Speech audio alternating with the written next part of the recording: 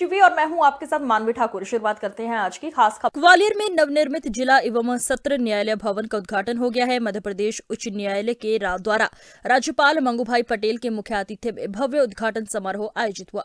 कार्यक्रम में मुख्यमंत्री डॉ मोहन यादव, केंद्रीय नागरिक मंत्री ज्योतिरादित्य सिंधिया, सर्वोच्च न्यायालय के न्यायमूर्ति जेके माहेश्वरी, मध्य प्रदेश उच्च न्यायालय के मुख्य न्यायाधीश रवि मलिमथ और उच्च न्यायालय खंडपीठ ग्वालियर के प्रशासनिक न्यायाधिपति रोहित आर्य की गरिमामयी मौजूदगी रही। ग्वालियर में 2008 में नवीन भवन का शिलान्यास हुआ था। कलेक्ट्रेट रोड स्थित नवीन जिला न्यायालय नागरिकों को बेहतर वातावरण और सुविधाओं के साथ न्यायिक सेवाएं उपलब्ध कराने के उद्देश्य से 115 करोड़ 41 लाख रुपए की लागत से 69,584 वर्ग मीटर से अधिक क्षेत्र में तैयार किया गया। नवीन भवन के भूतल सहित 5 मंजिला इस भवन में वास्तु, सांस्कृतिक और स्थापत्य शैलियों को संजोया गया है। इस मौके पर केंद्रीय मंत्री ज्योतिरादित्य सिंधिया ने कहा कि आज ग्वालियर के लिए ऐतिहासिक दिन है। आज मेरे लिए बहुत भावनात्मक दिन है। आज मेरे पूज्य पिताजी की जयंती है और आज वहां जहां भी हो उनके मन में एक खुशी की लहर होगी, क्योंकि उनकी जयंती के अवसर पर एक क्षेत्र में ही नहीं बल्कि 3 क्षेत्रों में हमारा ग्वालियर, हम सबका ग्वालियर विकास और प्रगति के पथ पर चल रहा है। इससे ज्यादा सौभाग्य का दिन शायद ग्वालियर को कभी नहीं मिल सकता। इस बात की मुझे बहुत खुशी है कि मंचासीन एक व्यक्ति का ग्वालियर के साथ कुछ न कुछ लगाव रहा है।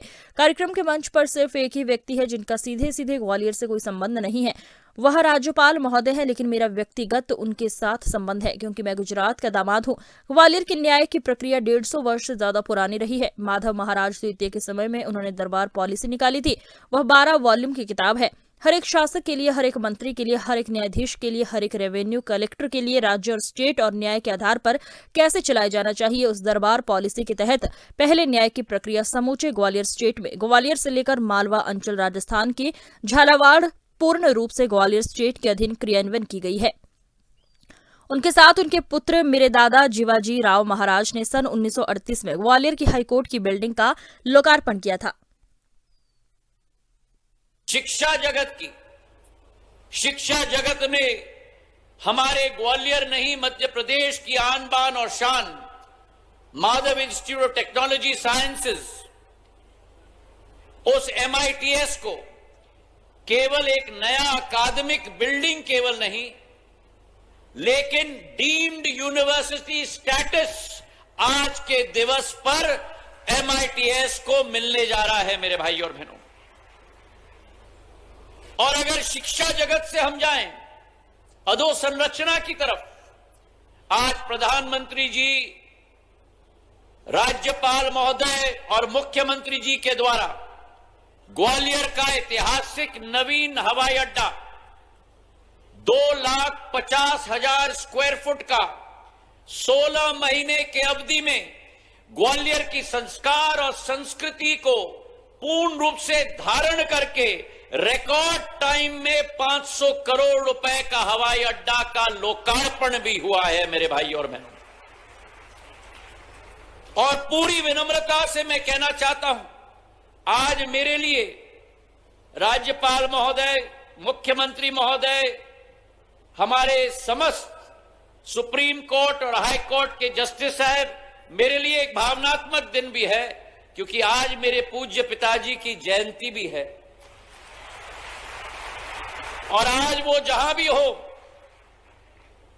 उनके मन में खुशी की लहर होगी कि उनकी जयंती के दिवस पर एक क्षेत्र में नहीं लेकिन 3 क्षेत्र में हमारा ग्वालियर, हम सबका ग्वालियर विकास और प्रगति के पथ पे चल रहा है। आज का दिवस एक ऐतिहासिक दिवस है जहां एक तरफ भारत मां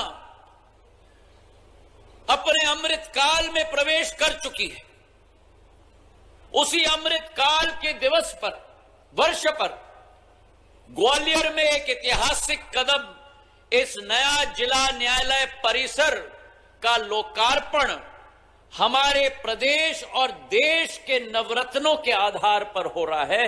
मंचासीन नवरत्नों को मैं प्रणाम करता हूं। बौद्धिक क्षमता,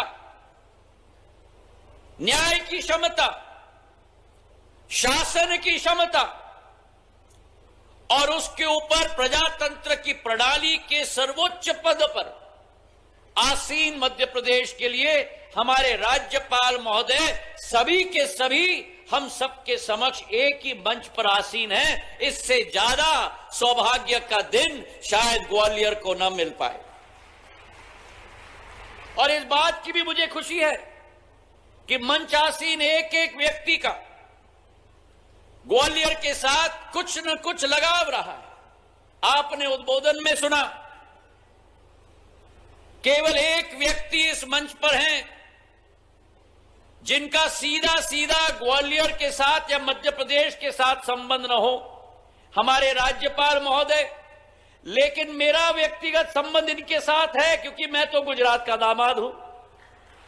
और न्यायालय के से जुड़े हुए किसी पक्ष में कोई आवश्यकता होगी, लेकिन एक बात अंततः ये बात सही है कि हमारी सारी व्यवस्थाओं में सबसे ऊपर अगर कोई है तो वो संबंधित पक्ष जो इंतजार कर रहा है, वो गरीब आदमी जिसके मन में न्याय की आशा अपेक्षा लेके आ रहा है, उसके साथ न्याय हो। और मैं अपनी शुभकामना देता हूं। निश्चित